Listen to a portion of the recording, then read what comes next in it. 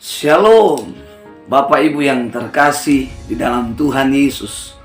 Haleluya, haleluya. Senang berjumpa dengan saya, Pastor Nemeling Kueso, dalam program Living in the Kingdom of Heaven, atau dengan bahasa lain, hidup di dalam kerajaan surga. Saudara mungkin bertanya, apa itu kerajaan surga? Bapak Ibu yang mungkin hobi nonton film India pasti sudah memahami sedikit atau mendapatkan gambaran tentang apa artinya kerajaan. Nah, saudara, film-film yang ditayangkan di Antv itu berbicara tentang kerajaan. Ya, ada Asoka, Mahabharata, ada macam-macam film yang sangat digemari oleh istri dan anak saya. Tapi hari ini saya ingin membahas satu topik yang sangat menarik. Dan di dalam pemberitaan Tuhan Yesus, topik ini, tema ini sangat terpopuler, sangat terkenal. Jadi Bapak Ibu bisa membayangkan pada zaman Tuhan Yesus belum ada teknologi secanggih kita saat ini, tapi begitu viral, begitu terkenal, dan begitu luar biasa. Haleluya, haleluya. Nah, topik ini saya ingin menyampaikan, saya ingin mengulas, saya ingin menerangkan secara sederhana mungkin untuk Bapak Ibu dapat mengerti. Karena itu doa saya kepada Bapak Ibu yang mendengarkan penjelasan ulasan ini, Bapak Ibu diberikan hikmat oleh Roh Kudus untuk mengerti apa arti sesungguhnya kerajaan sorga. Saudara, saya memulai di dalam Injil Matius pasal 3. Injil Matius pasal 3 ayat 2. Dikatakan, bertobatlah sebab kerajaan surga sudah dekat.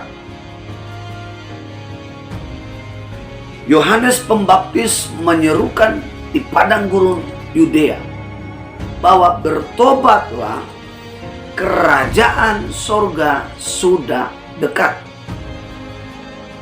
Ada 3 kata yang perlu kita pelajari di sini. Kata bertobatlah, kerajaan surga, dan yang ketiga, sudah dekat. Sebelum Tuhan Yesus datang menyampaikan tentang kerajaan surga, supaya menjadi satu topik yang sangat viral dan sangat terkenal pada zaman itu, Tuhan mengutus Yohanes Pembaptis untuk menyampaikan apa artinya kerajaan surga. Bapak Ibu yang dikasihi dan diberkati oleh Tuhan, kata bertobat itu artinya menyadari, menyesali semua perbuatannya, dan berbalik kepada Allah. Apa yang disesali, perbuatan-perbuatan yang ia lakukan selama ia belum mengenal Tuhan. Perbuatan dosa, kejahatan, semua yang namanya jahat itu adalah dosa. Karena itu, siapa yang menyadari? Allah yang menyadari. Sama seperti waktu Yohanes Pembaptis menyampaikan ini. Kalau Bapak Ibu memperhatikan ayat paralel di bawahnya, ada banyak orang-orang Farisi dan Saduki datang memberi diri seperti orang-orang Yerusalem dan orang-orang sekitar Yerusalem yang datang memberi diri, mengaku dosa, dan memberi diri kepada Yohanes untuk dibaptis. Jadi pertobatan adalah seseorang itu menyesali perbuatannya, dan berbalik kepada Tuhan. Makanya bertobat itu dalam bahasa Yunaninya, dari bahasa aslinya diterjemah, di dalam bahasa aslinya dibagi dua. Dibagi dua kata, kemudian disempurkan di dalam bahasa Yunaninya adalah metanoia, berbalik kepada Allah, berbalik dari segala kejahatan, meninggalkan dan berbalik kepada Allah. Kerajaan surga adalah bicara tentang sistem. Sama-sama bilang sama saya sistem. Surga adalah tempat di mana Allah saat ini tinggal. Surga adalah tempat di mana Allah saat ini tinggal, dan tempat itu adalah milik Allah sendiri.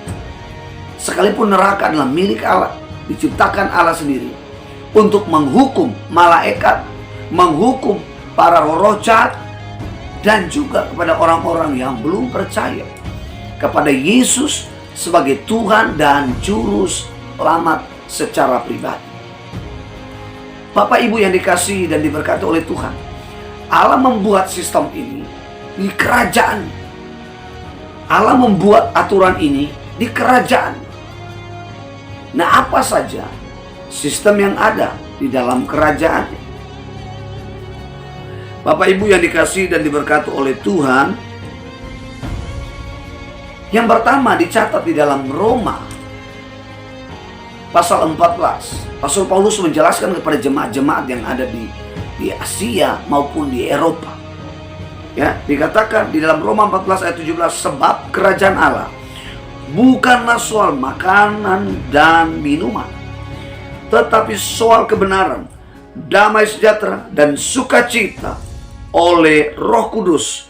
Kemudian disambung di 1 Korintus oleh surat Paulus kepada jemaat di Korintus yang pertama, dikatakan sebab kerajaan surga, kerajaan Allah bukan terdiri dari perkataan, tetapi dari kuasa. Bapak Ibu yang dikasihi dan diberkati oleh Tuhan, kita mengenal bahwa inilah sistem kerajaan surga yang dikenal dengan 4 sistem di surga. Yaitu pertama, sama-sama bilang sama saya, kebenaran, damai sejahtera, sukacita, dan kuasa yang dikerjakan oleh Roh Kudus. Kenapa harus Roh Kudus? Perhatikan baik. Tanpa orang percaya kepada Kristus, ia tidak akan didiami oleh Roh Kudus. Roh Kudus tidak akan berkarya di dalam kehidupan orang percaya. Pada waktu saya dan saudara percaya Yesus sebagai Tuhan dan Juru Selamat, minta, maka Roh Kudus akan datang memenuhi kehidupan saudara. Roh Kudus akan berkarya dalam kehidupan saudara. Pertanyaannya adalah, mengapa orang yang sudah percaya namun sepertinya mereka belum punya Roh Kudus? Roh Kudus sudah ada di dalam kehidupan kita. Pada waktu manusia jatuh ke dalam dosa, itulah yang menjadi rencana Tuhan dalam kekekalan. Mempersiapkan suatu rencana Tuhan yang kekal dalam kekekalan. Artinya bagaimana jalan keluarnya jika manusia yang diciptakan Allah ini serupa dan segambar dengan Allah, dan manusia ini jatuh ke dalam dosa. Apa yang harus Allah lakukan? Allah tidak seperti Allah lain. Allah tidak seperti cara pikir manusia. Allah mempersiapkan jauh sebelum terjadi. Allah Maha Tahu, dan Allah pastinya sudah tahu. Karena Allah mempersiapkan di dalam kekekalan untuk menyelamatkan manusia.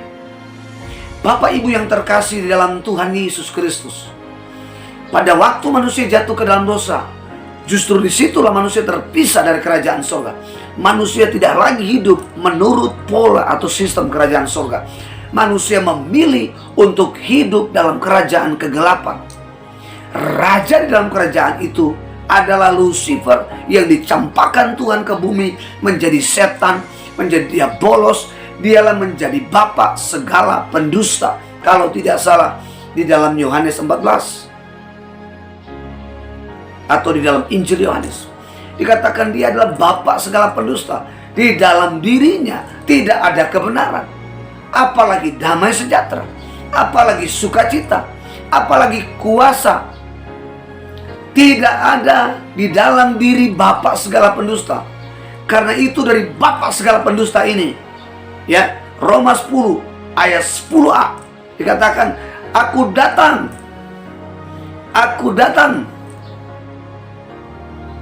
Maaf, di ayat 10b, aku datang supaya mereka mempunyai hidup dan hidup dalam segala kelimpahan. Itu Tuhan.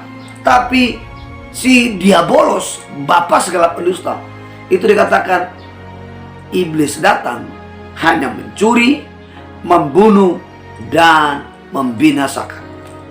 Karena itu Bapak Ibu yang mendengarkan tayangan perdana ini, Savior Ministry, mari beri dirimu bertobat supaya kerajaan surga itu datang dalam hidup saudara, datang dalam kehidupan Bapak Ibu, supaya Bapak Ibu bisa melihat di mana kebenaran yang sejati, kebenaran yang hakiki, kebenaran yang sesungguhnya. Dialah Yesus yang membenarkan saudara, dialah Yesus yang mendamaikan saudara dan saya oleh darahnya dengan Bapaknya, sehingga kita diterima, sehingga kita tidak ditolak. Oleh dialah Roh Kudus memenuhi kita dengan kuasa, dengan sukacita, sehingga apapun tantangan kita, apapun pergumulan kita, apapun persoalan kita, percayalah bahwa Roh Kudus tidak sekedar menjadi Allah sumber kekuatan, tapi Roh Kudus menjadi sumber sukacita bagi kita dalam segala kegelisahan, dalam segala pergumulan kita. Dialah Allah yang selalu menemani kita. Katakan amin, haleluya, haleluya. Karena itu Bapak Ibu tetap ikutin pelayanan ini dan terus pastikan bahwa Bapak Ibu tidak ketinggalan dari setiap pesan-pesan firman Tuhan yang saya ingin bagikan di setiap minggu dan bulan. Bapak Ibu jangan lupa, gampang sekali, buka handphone saudara, cari YouTube, dan cari channel kami, Savior Ministry. Tekan dan subscribe. Jangan lupa tekan tombol notifikasi, like, share, dan komen. Kiranya channel ini akan terus menjadi berkat, menguatkan saudara-saudara, supaya saudara mengalami yang sesungguhnya kerajaan Tuhan datang dalam hidup saudara. Bapak Ibu, demikian yang dapat saya sampaikan. Kiranya firman Tuhan ini akan selalu dekat di dalam kehidupan saudara, selalu menguatkan Bapak Ibu. Tuhan Yesus memberkati. Haleluya, haleluya, haleluya. Amin.